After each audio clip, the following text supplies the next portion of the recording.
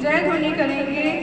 बोलिए प्रेम से श्री सद्गुरु महाराज की जय। श्री सद्गुरु महाराज की जय। मंगल मूर्ति सद्गुरु मिलव सर्वाधार। मंगल मंगल करण विनवो बारंबार। मेरा मुझ में कुछ नहीं, जो कुछ है गुरु को। तेरा तुझको सौंपता, क्या लागत गुरु मोह। श्री सद्गुरु महाराज की जय। आराध्य श्री गुरुदेव जी महाराज जी के श्री युगल चरणों में कोटि से नमन। सत्संग में उपस्थित माताओं एवं बहनों को मैं हार्दिक प्रणाम करती हूँ। आप सब अभी श्री रामचरितमानस का पाठ श्रवण किए हैं। तो आज का प्रतिपाद विषय है शिव जी और पार्वती जी का संवाद, जिसमें शिव जी पार्वती जी से संवाद करते हुए भक्ति के बारे में वर्णन करते हैं और भक्ति कैसे करनी चाहिए, भक्ति क्यों करनी चाहिए, इसके बारे में वर्णन में आता है। शिव जी पार्वती जी से कहते हैं कि हमें हमेशा अपने कर्मों को हरि के भजनों में लगाए रखना चाहिए। शिव जी कहते हैं कि जिन्होंने अपने कानों से हरि की कथा को नहीं सुना है, हरि अर्थात भगवान की कथा को अपने कानों से नहीं सुना है, उनके कान सांप के बिल के छिद्र के समान होते हैं, जो कि बहुत विषैले होते हैं। वह पार्वती जी से कहते हैं कि जिन मनुष्यों के आंखों ने कभी भी संतों का दर्शन नहीं किया है, उनके आंख मयूर के आंख के समान होते हैं। मयूर के आंख बहुत छोटे छोटे होते हैं, जिनकी आंखों से वह अपनी आंखों से देखते तो हैं, लेकिन कुछ दिखाई नहीं पड़ता है। शिव जी कहते हैं कि जिन्होंने अपने हृदय में, अपने अंदर में हरि को नहीं बसाया, जिन्होंने अपने अंदर में हरि को नहीं बसाया, वह मरे हुए मृतक शरीर के समान है। और जिन्होंने अपनी जीभ से, अपनी जीभ्या से भगवान का गुणगान नहीं किया, हरि का गुणगान नहीं किया, उनका जीव मेढक की जीभ के समान है, जो कि कभी कुछ अच्छा नहीं बोलता है, हमेशा टर्टर करता रहता है। जिन्होंने हरि की कथा को सुनकर उनका मन खुश नहीं हुआ, वह हर्षित नहीं हुआ, तो मानिए कि उनका हृदय कठोर पत्थर वज्र के समान है, जो हरि की कथा को सुनकर भी खुश नहीं होते हैं। हरि की कथा को ना सुनने वाले और सुनकर ना खुश होने वाले मरे हुए तुल्य के समान है, क्योंकि उनको हरि की कथा नहीं सुहाती है। हरि का हम इस जन्म में, इस जीवन में आए हैं तो हरि का गुणगान करते रहना चाहिए, क्योंकि परमात्मा ने हमें जीवन दान इसलिए दिया है ताकि धरती पर जाकर हम उनका गुणगान करें। ये जो हमारी श्वास चल रही है, वह सब भगवान का दिया हुआ है, भगवान का प्रदान किया हुआ है। अगर संसार में या हमारे कोई पड़ोसी या किसी तरह का भी कोई मदद कर देते हैं, तो उनका हम कितना गुणगान करते हैं कि फलाने ने हमारे साथ कितना अच्छा किया, वह बहुत अच्छे हैं। लेकिन परमात्मा ने तो हमें जीवन दान दिया है, श्वास दान दिया है, तो उनका गुणगान करना हम भूल जाते हैं। ध्यान रहे कि इस संसार में रहते हुए, इस संसार में रहना तो है, लेकिन प्रभु का गुणगान करते हुए रहना है। हमेशा नाम चिंतन करते रहना चाहिए। इसके लिए हमें गुरु बनाना चाहिए। एक सच्चे गुरु, वह गुरु जो हमें हमारे लिए कुछ अच्छा बता सके, जो हमारे लिए मार्गदर्शन बने। गुरु बनाकर गुरु युक्ति से प्रभु का नाम चिंतन करना चाहिए। हमारे गुरु महाराज जी कहते हैं कि हमेशा भर दिन सुमरन करते रहना चाहिए, गुरु मंत्र का जाप करते रहना चाहिए, क्योंकि जो गुरु मंत्र का जाप करते रहेंगे, जब वो ध्यान पर बैठेंगे तो उनका मन ध्यान से भटकेगा नहीं, उनका मन कभी चंचल नहीं होगा। कहते हैं दिन को हरि सुमिरन करो, रात जाग कर ध्यान, रैन जाग कर ध्यान, भूख राखी भोजन करो, तजी सोवन को बान। दिन को हरि का सुमिरन करना चाहिए और रात को जब जब हमारी नींद खुले जग जग कर ध्यान करना चाहिए। जितना ही भूख लगे उतना ही खाना चाहिए, जरूरत से ज़्यादा नहीं खाना चाहिए, क्योंकि अगर हम अत्यधिक भोजन कर लेंगे तो हमारा मन भजन में नहीं लगेगा, आलस आ जाएगा और हमें नींद आ जाएगी। तो शिव जी का पार्वती जी से कहने का भावार्थ यही हुआ कि हमें हमेशा भजन में लगे रहना चाहिए, भक्ति में लगे रहना चाहिए। भक्ति दो प्रकार की होती है, सगुण और निर्गुण। सगुण भक्ति वह होती है जो हम बाहरी भक्ति करते हैं, मंदिर में जाते हैं, दीपक जलाते हैं, धूप अगरबत्ती करते हैं, इन सबको सगुण भक्ति का नाम दिया गया है। लेकिन जो हम निर्गुण भक्ति करते हैं वह है ध्यान, जो हम अपने अंदर में चलते हैं। निर्गुण भक्ति को सर्वप्रथम माना गया है। पहले जब हम सगुण भक्ति करेंगे तो सगुण भक्ति करते करते निर्गुण भक्ति आएगी। जितना मर्जी धूप अगरबत्ती कर ले, लेकिन निर्गुण भक्ति नहीं आई हमारे जीवन में तो वह धूप अगरबत्ती दिखाना भी बेकार है।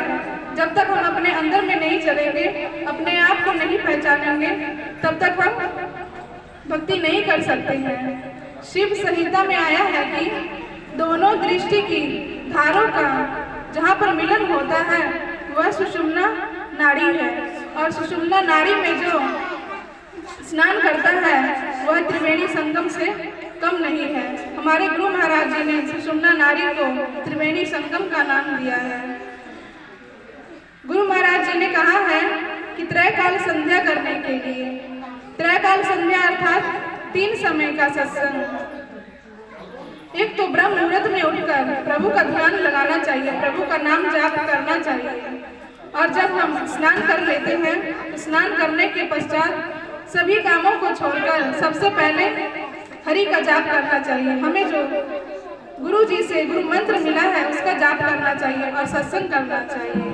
और एक सत्संग जब संध्या बीत जाती है तो उसके बाद शाम को करना चाहिए। जो व्यक्ति त्रैकाल संध्या करेंगे उनके जीवन में कभी भी किसी चीज की कमी नहीं आएगी, क्योंकि जब हम भजन करेंगे तो धीरे धीरे हमारा मन सत्संग में लगा रहेगा।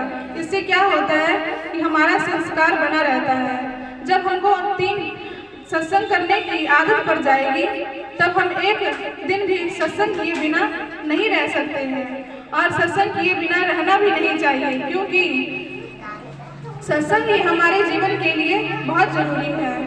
यह रिश्तेदार, भाई, सगे संबंधी सब तो 2 दिन के लिए हैं, लेकिन जिन्होंने हमें जीवन दिया है वह हमारे सर्वप्रथम है। कोई भी विपत्ति आती है तो दूसरों के पास नहीं जाना चाहिए, अपने हरि को सखा बनाए रखिए। अगर कोई विपत्ति आए तो अपने हरि के पास जाना चाहिए, गुरु के चरणों में जाना चाहिए। महाकवि विद्यापीठ जी महान पुजारी थे। वह भक्तिमती थे, हमेशा शिव जी की पूजा किए करते थे, उनकी पूजा में लगे रहते थे। शिव जी एक बार उनसे खुश होते हैं और महाकवि विद्यापीठ जी के घर जाते हैं। उनको कहते हैं कि मैं आपके लिए काम करना चाहता हूँ। शिव जी कहते हैं, शिव जी कितने महान हैं, वह उनकी पूजा से, उनकी भक्ति से इतने खुश होते हैं कि महाकवि विद्यापीठ जी के घर जाकर उनकी सेवा करना चाहते हैं, भक्तों की सेवा करना चाहते हैं। तो शिव जी महाकवि जी के पास जाते हैं और कहते हैं कि मैं आपके नौकर हूँ, करना चाहता हूँ। तो कबीर जी कहते हैं कि हमें कोई काम नहीं करवाना है, हमें कोई आपसे किसी भी तरह का काम नहीं करवाना है। तो शिव जी कहते हैं, शिव जी एक बाल रूप धर कर जाते हैं, छोटे से बालक के रूप में जाते हैं। वह कबीर जी उनको नहीं पहचान पाते। तो शिव जी कहते हैं कि ठीक है, आप मुझे कोई शुल्क मत दीजिएगा, किसी भी तरह का कोई पैसा नहीं दीजिएगा, मैं इसी तरह आपकी सेवा करना चाहता हूँ। तो कबीर जी मान लेते हैं, तो कहते हैं ठीक है, आप रहिए।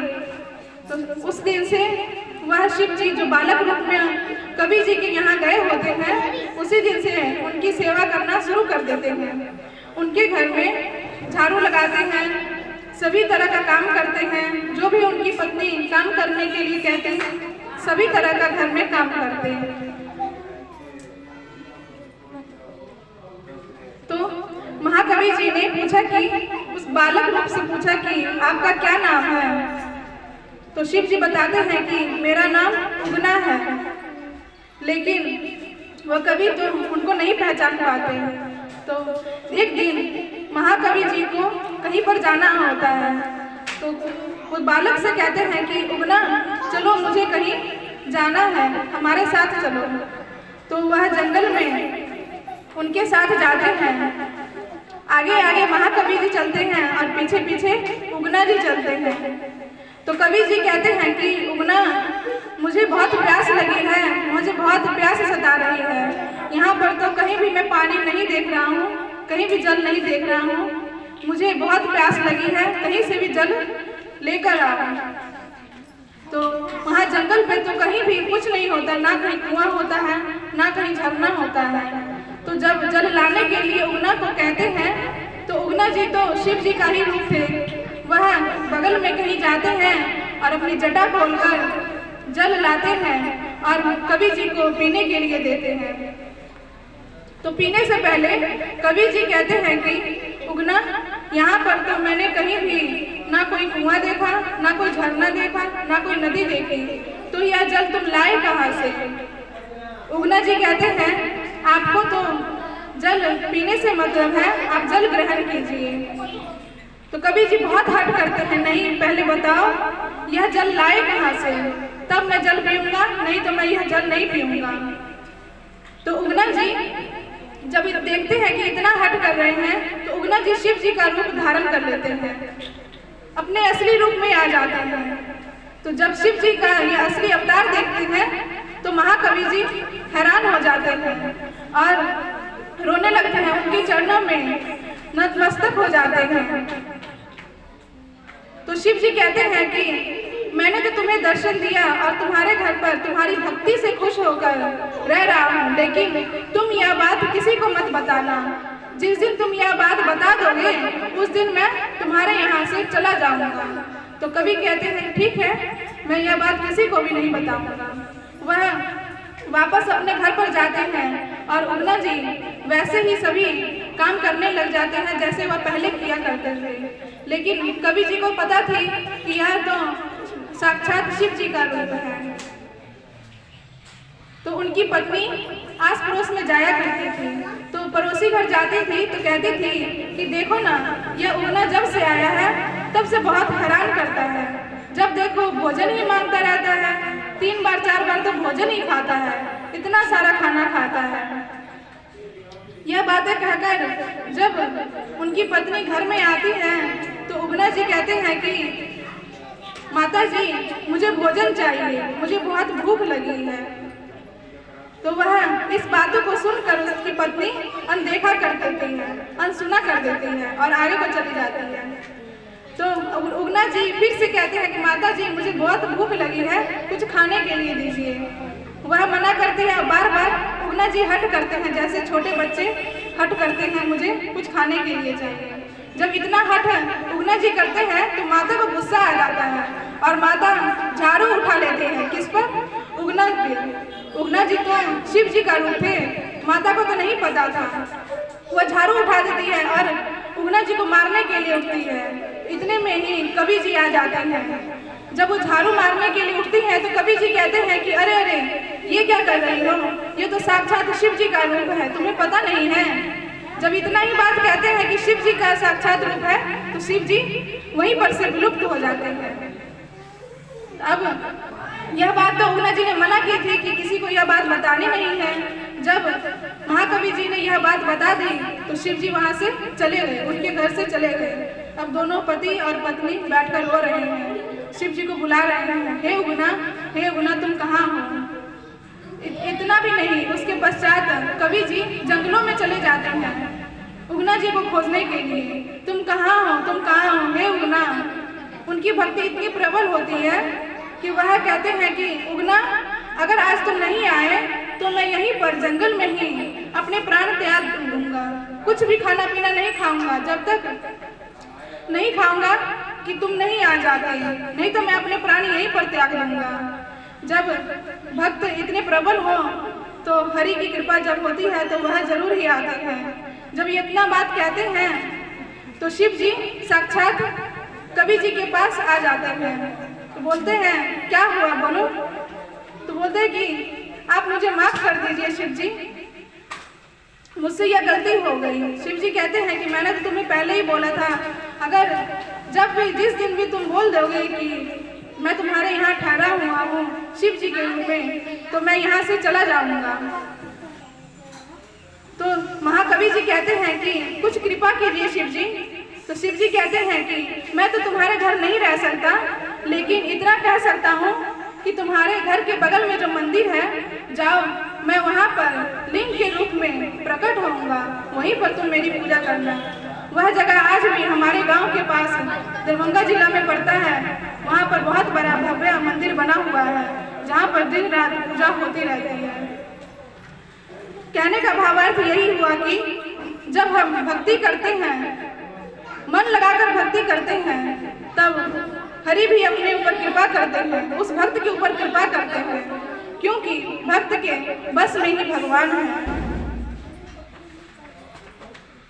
एक बार महात्मा बुद्ध जी जब जन्म लिए तो सभी बच्चे जब जन्म लेते हैं तो 9 महीने के बाद चलते हैं। जब 9 महीने उनका या 6ठे महीने में 7वें महीने में बच्चे चलने लग जाते हैं। लेकिन जब महात्मा बुद्ध जी जब जन्म लिए तो वह 3 पग चले, 3 कदम चले और 3 कदम चलकर चौकड़ी मारकर बैठ गए। तो ऐसा तो किसी महान पुरुष का ही कार्य हो सकता है। तो उनके पिता को चिंता होने लगी। उनके पिताजी ने ज्योतिषियों को बुलाया तो वह बोले कि महात्मा बुद्ध जी के बारे में बोले कि इस बच्चे का जन्म कुंडली निकालिए और ये बताइए कि इनका आगे का क्या भविष्य होगा। ज्योतिषी उन्होंने बताया कि या तो बड़े होकर यह सम्राट बनेंगे या ऋषि मुनि बनेंगे। तो जब उनके पिताजी इतना बात सुनते हैं तो वह बहुत चिंतित हो जाते हैं कि यह कहीं बड़ा होकर ऋषि मुनि न बन जाए। इसके लिए वह यह सोचते हैं कि उनको महल से कहीं बाहर ही नहीं जाने देते हैं। ना यह बाहर जाएंगे, ना बाहर की दुनिया देखेंगे और ना यह ऋषि मुनि बनेंगे। तो धीरे धीरे महात्मा बुद्ध जी बड़े होते हैं, बड़े हो जाते हैं तो उनके पिताजी उनकी शादी कर देते हैं ताकि यह मतलब शादी में रहेंगे, वैवाहिक जीवन में रहेंगे तो कहीं बाहर नहीं जाएंगे और स्त्री का मोह माया बना रहेगा। जब विवाह कर देते हैं तो उनकी पत्नी बहुत सुंदर होती है, इतनी सुंदर कि उनका बखान करना भी कठिन है। बहुत सुंदर होती है उनकी पत्नी। तो एक दिन महात्मा बुद्ध जी जो महल में रह रहे होते हैं सेवक, उनको कहते हैं कि तुम तो मुझे यहीं पर इस महल में ही टहलाते हो, मैं यहाँ पर टहलते टहलते थक गया हूँ, मैं बाहर की दुनिया देखना चाहता हूँ, जरा मुझे बाहर तो ले चलो। तो जब आज्ञा होती है तो रथ पर बिठाकर महात्मा बुद्ध जी को महल से बाहर टहलाने के लिए ले जाते हैं। तो जैसे जैसे रथ आगे बढ़ती जाती है तो एक व्यक्ति मिलते हैं जो कि रो रहे होते हैं और पीड़ा से करा रहे होते हैं। तो महात्मा बुद्ध जी अपने सारथी से कहते हैं कि यह कौन है। वह इसलिए पूछते हैं क्योंकि वह तो कभी महल से बाहर गए ही नहीं थे, उनको बाहर की दुनिया का पता ही नहीं था कि महल से बाहर की दुनिया कैसे होती है।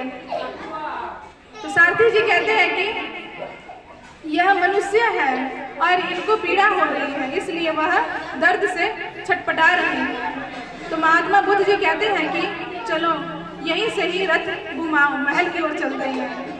तो फिर वह महल में चले जाते हैं। फिर जैसे ही दूसरा दिन होता है तो महात्मा बुद्ध जी कहते हैं कि हमको बाहर ले चलो टहलाने के लिए। तो फिर बाहर ले चलते हैं। तो जब जैसे आगे बढ़ते हैं तो एक बूढ़ा वृद्ध व्यक्ति होता है और लाठी लिए रहता है। उनको देखकर महात्मा बुद्ध जी कहते हैं कि अपने सारथी से पूछते हैं यह कौन है। तो उनके सारथी कहते हैं कि यह बुजुर्ग व्यक्ति हैं, वृद्ध हैं और हाथ में लाठी लिए हुए हैं। तो महात्मा बुद्ध जी यह सोचते हैं, पहले तो बच्चे जन्म लेते हैं, फिर बड़े होते हैं, फिर उससे भी बड़े होते हैं तो वृद्ध बनते हैं। तो फिर वहाँ से बोलते हैं कि रथ घुमाओ। रथ घुमाते हैं, फिर महल की ओर चले जाते हैं। तीसरे दिन फिर बोलते हैं कि हमको बाहर टहलाने के लिए ले चलो। फिर रथ पर बिठाकर बुद्ध जी को ले जाया जाता है। तो रास्ते में अर्थी जा रही होती है। तो अर्थी को देखकर महात्मा बुद्ध जी पूछते हैं अपने सारथी से कि यह कौन है। तो उनके सारथी बताते हैं कि यह अर्थी है, इसमें मनुष्य की मृत्यु हो गई है और यह मर चुके हैं, इनको जलाने के लिए ले जा रहे हैं। तो जब इतना बात सुनते हैं तो महात्मा बुद्ध जी अपने मन में सोचते हैं कि व्यक्ति के जीवन में कितना कठिन है। वृद्ध भी होते हैं और एक न एक दिन मर भी जाते हैं। इस व्यक्ति की क्या दशा होती है। यह सोचते हुए रथ वापस महल की ओर लौटाने के लिए कहते हैं। तो फिर चले जाते हैं। रात्रि होती है और रात्रि के पश्चात सुबह देखते हैं कि महात्मा बुद्ध जी अपने महल में नहीं हैं, क्योंकि वह महल को, अपनी पत्नी को और अपने पुत्र को छोड़कर वन की ओर निकल पड़ते हैं तपस्या करने के लिए। इसलिए क्योंकि वह देखते हैं कि मनुष्य के जीवन में कितनी कठिनाइयां हैं और कितने कितने दुख भोगने पड़ते हैं। वह इसके लिए तपस्या करने के लिए वन में चले जाते हैं। बहुत वर्ष बीत जाते हैं। जब वह तपस्वी बन जाते हैं, बहुत आगे की ओर पहुंच जाते हैं, तब वह अपनी पत्नी से मिलने के लिए, अपने पुत्र से मिलने के लिए महल में आते हैं। महात्मा बुद्ध जी इतने महान बन जाते हैं तपस्या करके कि वो जैसे ही वह अपनी पत्नी के पास मिलने के लिए जाते हैं तो उनकी पत्नी अपने पति के प्रेम में रो रो कर अंधी हो गई थी। जब महात्मा बुद्ध जी मिलने के लिए जाते हैं तो उनकी वाणी में इतनी ताकत होती है कि उनकी वाणी को सुनकर भी उनकी पत्नी की आंखों की रोशनी आ जाती है। उनकी पत्नी अपने पति के प्रेम में उनके चरणों में प्रणाम करती है और कहती है कि महात्मा बुद्ध जी कहते हैं कि बोलिए आपको क्या चाहिए। तो उनकी पत्नी कहती है कि प्रभु मुझे कुछ नहीं चाहिए, मुझे इतना वरदान दीजिए ताकि मैं परमात्मा को प्राप्त कर सकूं। तो भगवान बुद्ध जी कहते हैं एवं वस्तु। और उनकी पत्नी अपने बेटे राहुल को कहती है कि पुत्र यह तुम्हारे पिताजी हैं, इनको प्रणाम करो। तो उनके पुत्र राहुल महात्मा बुद्ध जी के चरणों में प्रणाम करते हैं। तो उनकी पत्नी कहती है कि प्रभु जी यह आपके पुत्र हैं, आपका उत्तरदायित्व बनता है कि इनको भी आप भेंट में कुछ दीजिए। तो महात्मा बुद्ध जी कहते हैं कि अपने भिक्षु से कहते हैं कि अपने पुत्र के बारे में कहते हैं कि इसका मुंडन कर दीजिए। तो जब इतना कहते हैं तो उनके भिक्षु भी उनका मुंडन कर देते हैं, बाल छिलवा देते हैं। किस लिए? तो महात्मा बुद्ध जी कहते हैं कि मेरा उत्तरदायित्व यही बनता है, मैंने तो परमात्मा को प्राप्त कर लिया और परमात्मा को प्राप्त करने के बाद इतना ज्ञान हुआ कि मेरा उत्तरदायित्व यही बनता है कि मैं यही भेंट दूँ।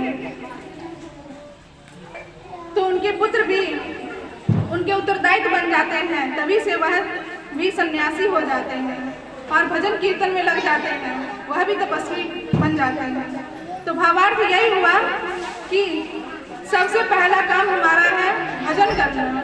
इस दुनिया में हमारा ना तो कोई था और ना ही कोई किसी का आज तक हुआ है। अगर कोई व्यक्ति मर भी जाता है तो उसके लिए हमारे सगे संबंधी, माता, पत्नी कुछ दिनों के लिए रोती है, फिर उनकी आंखों में नए नए सपने नजर आने लग जाते हैं, वह मरे हुए व्यक्ति को भूल जाते हैं। तो इसीलिए हमारे इस दुनिया में कोई नहीं है, एक परमात्मा ही है। अगर हम परमात्मा का गुणगान करेंगे, परमात्मा को याद करेंगे तो परम धाम को पाएंगे। इतना बोलते हुए मैं अपनी वाणी को विराम दूंगी। बोलिए प्रेम से श्री